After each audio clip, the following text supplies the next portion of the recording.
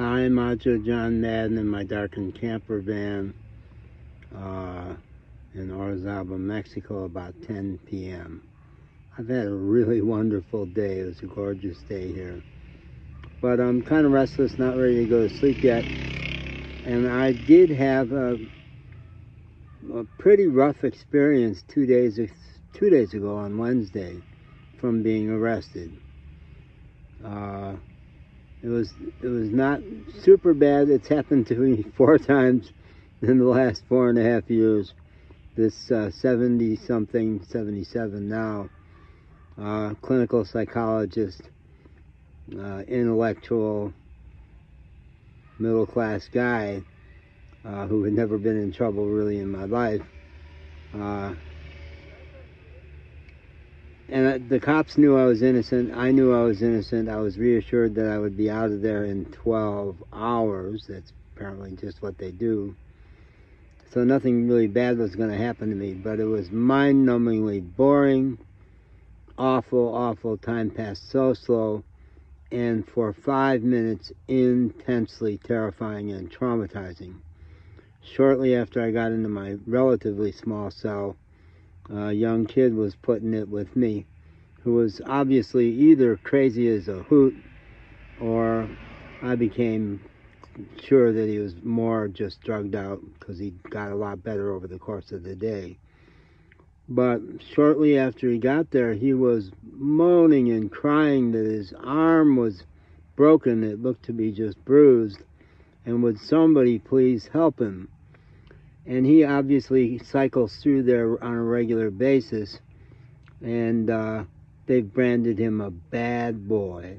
And that was the English they gave me. He's a bad boy. But in a jail that I think is probably a healthy system and where people are not routinely abused, one rogue jailer came into the cell and violently beat the crap out of him.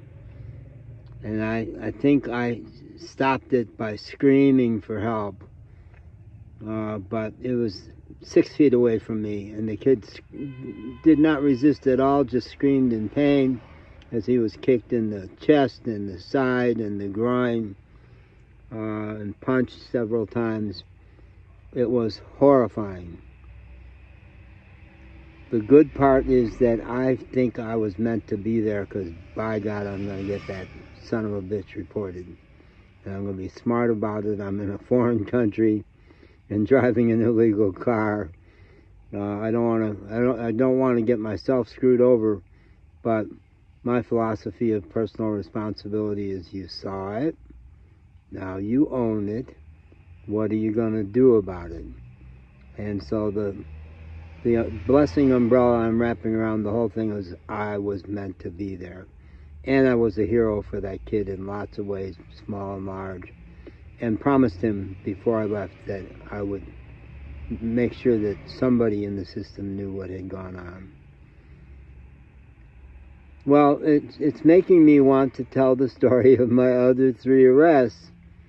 And I'm going to do it in short videos, one at a time, so I don't overload you with long video. The first one I'm going to tell 4.5 years ago in Asheville, North Carolina, just before I started to travel, is one I'm genuinely very proud of and very grateful that it happened. One of them was a goofy mistake, and one of them I actually feel good about, although some of you might not. So that's the setup. Now I'm going to shift to a different video.